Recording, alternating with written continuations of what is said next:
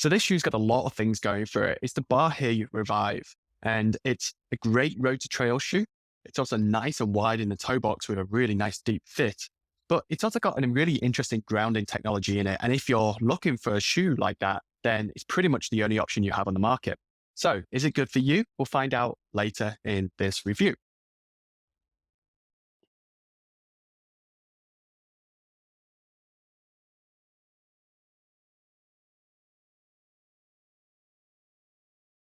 So, hey, I'm Nick from Barefoot Run Review, and I'm interested in trying to find you the right shoe for your foot.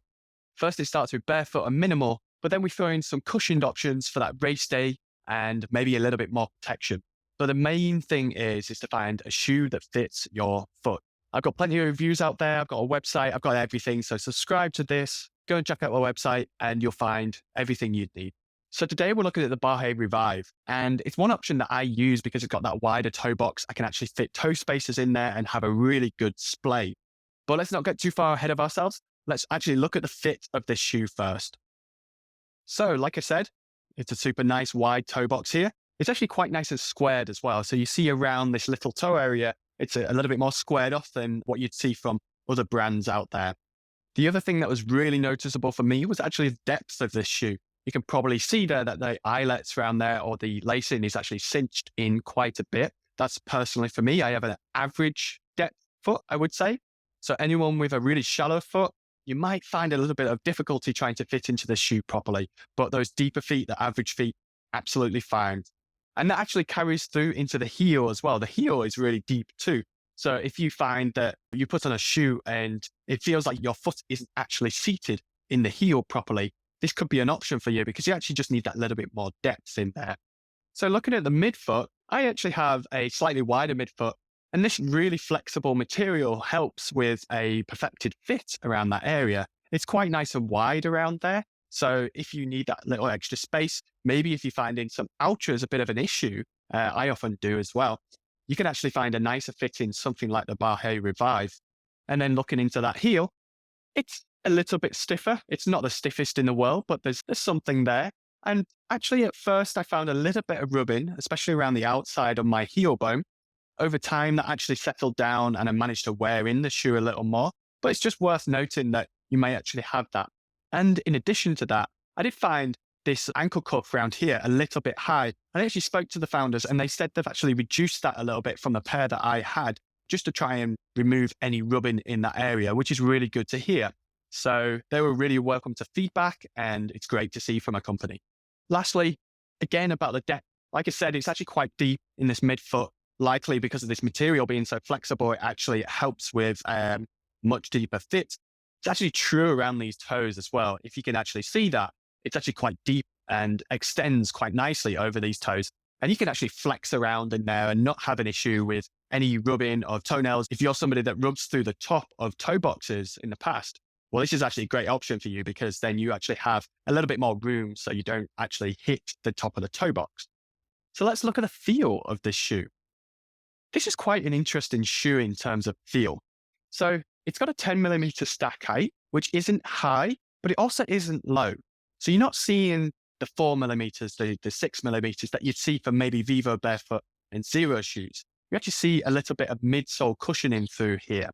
And that's actually a good thing in some instances. So for example, if I want a little bit more protection, so if I'm going on a trail and there might be some rocks and things like that, then I actually want a bit of protection on the foot. And I find that a little bit of midsole cushioning can help that. Another thing is it's actually not too high either. So it actually remains slightly flexible, as you can see. Again, it's not as flexible as some of the really minimal shoes out there, but it's that compromise. So it's protection and then also that feel that you still get some of. And you can still feel things through the bottom of this shoe, but you've just got that little added layer. I think the next great thing about this shoe is likely this outsole here. So I've started to wear it down a little bit. I think I've got maybe 100K in these and I can see some wear, but it's still doing okay. But the great thing about it is it has these very shallow lugs in there. So you can take this onto trails, I would say as long as it's dry, maybe in the park, maybe on grass and things, and it'll perform pretty well. But at the same time, you can still run on it in the road as well, and it won't feel any different. It won't feel like you got a trail shoe on. So this is actually a perfect option for a road to trail kind of shoe, which is a really interesting side of the market. So like I said, there is some flexibility there, especially up towards this forefoot. There was actually a natural crease point around this forefoot here. Some people do find that it digs in slightly towards the forefoot or around the midfoot here. I personally don't have a problem. This material, the overlays here are actually quite soft, so I can't foresee it being too much of an issue for most people. And then the upper material, it's really flexible. It molds very nicely to the foot. So if you have that more deeper average depth foot, it actually fits really, really well, and you won't find any sliding around at all. If you have a shallower foot, or you're used to a very, very performance tight fit, you may find the fit a little bit strange, as I found with some of my friends and family. But I think it's actually a good thing. I've actually recommended it to quite a lot of people asking me questions. And it's usually those people that say, hey, I used to love Escalantes. I used to love the flexibility and the softness, but I actually can't fit into the Escalante 3s right now because it's too shallow and a little bit too stiff. Well, this is actually one that does really well in terms of that. It gives a little bit more depth and then still has that soft flexibility kind of aspect to it, which is great. Okay, I have to talk about the technology in this shoe. So this is a grounding or earthing shoe. And the theory goes that you're electrically connected to the ground. So if you think of like an electric wire that goes from one point to another, you can run a current through that and your one side is connected to the other. Well, the same theory goes with our bodies and the bodies to the ground. So having normal shoes on, you would normally have a layer of rubber and then a layer of foam, which is kind of a plasticky kind of material, and you're completely disconnected from the ground. The technology in here is different. So there's electrical connectivity through this rubber sole here. So it's rubber, but it also has some connective material in there. And that comes through the midsole and actually even through the insole as well. So they stitched in some connective material into the insole just so you can actually get that full grounding effect onto the foot. So whether you buy into this or not is one thing. If you are bought into this, then this is likely the only option out there for you if you want a running shoe, which does a little bit of road and trail. It's quite a unique thing. If you're not bought into it, I don't think it even matters because as a standalone shoe, it does a really good job as being that wider toe box option with flexibility and depth. So either way, I think it's still a great shoe. So how durable is the Bahe Revive? So when talking about the durability, it's important to actually point out the sustainability factors and the materials used in this shoe. There's many interesting materials used in here, like the rubber in the outsole, the sugar going through the midsole, and then corn in the insole as well, which is all really interesting. It's not something that I'm actually super well versed in. So if you want to find out a little bit more about that, I'd say jump into the information on their site and you can see a full breakdown of all the materials in this shoe and the sustainability factors of those materials too.